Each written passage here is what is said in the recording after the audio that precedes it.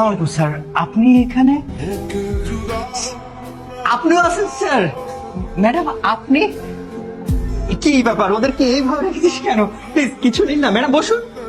মানে ওহো, তোকে তো বলাই হয়নি। উনি হচ্ছেন আমাদের চৌধুরী গ্রুপের চেয়ারম্যান রাইহান চৌধুরী, আর উনি হচ্ছেন তার ছেলে আরিয়ান চৌধুরী, আমাদের সিইও। আর উনি হচ্ছেন আমাদের ম্যাডাম। কি বলছিস তুই? আন্টি তার মানে কি স্যারের সাথে আনিকার? আরে ওর সাথে তো তোর বোনের বিয়ে হচ্ছে। কি বলছেন? আনবিলিভেবল, মানে আরিয়ান স্যারের সাথে আনিকার বিয়ে হচ্ছে, এটা তো চরম সৌভাগ্যের বিষয়। এক মিনিট, তুমি কি তাহলে এতদিন আমার সঙ্গে নাটক করেছো? তুমি গরিব নাও? দেখো অনিকা, আমি তোমাকে সবটা বলতাম, এখন যেহেতু জেনেই গেছো তাহলে শোনো। আমি আর কিছু শুনতে চাই না। মা, এই বিয়ে ক্যান্সেল। তুমি ওদের সবাইকে চলে যেতে বলো। তুমি আমার কথাটা বোঝার চেষ্টা করো। থাক, আমি আর কিচ্ছু বুঝতে চাচ্ছি না। তুমি একজন কোটিপতির ছেলে হয়ে গরিব সেজে আমার সঙ্গে প্রতারণা করেছো, আর আমি একটা প্রতারককে কখনো বিয়ে করবো না। মা, সবাইকে চলে যেতে বলো। আনিকা শোনো, তুমি আমার কথাটা শোনো। Anika, try to understand. তুমি আমার কথাটা শোনো, আমাকে 2 মিনিট সময় দাও, আমার কথাটা তুমি বোঝার চেষ্টা করো। কি বুঝবো আমি? হ্যাঁ, কি বুঝবো? তুমি আমার সঙ্গে এতদিন চিট করেছো, আমাকে ধোকা দিয়েছো, এটাই তো? হ্যাঁ, আমি তোমার সাথে চিট করেছি, তোমাকে ধোকা দিয়েছি, কিন্তু কেন করেছি সেটা তো শুনবে। কেন? শুধুমাত্র তোমার ভালোবাসার জন্য। যেদিন তোমাকে আমি প্রথম দেখেছিলাম, তোমাকে দেখে না আমি মুগ্ধ হয়ে যাই।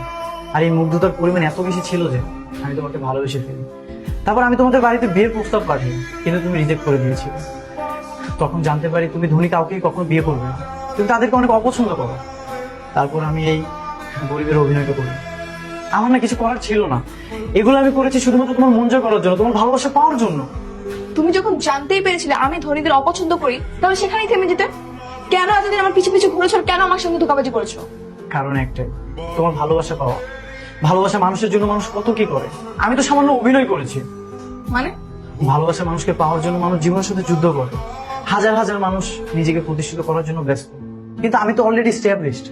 তুমি যখন স্রোতের বিপরীতে যাচ্ছিলে, তুমি ধনীদেরকে অপছন্দ করো, আমার না কিছু করার ছিল না, এই জন্য আমি অভিনয় করেছি। তুমি বলো আমি কি করতাম তখন? তাই বলে মিথ্যার আশ্রয় নিবে?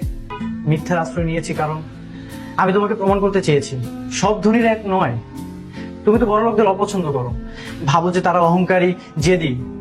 দেখো অনিকা, হাতের 5 আঙ্গুল কিন্তু সমান নয়, ঠিক তেমন সব ধনীরাও সমান নয়।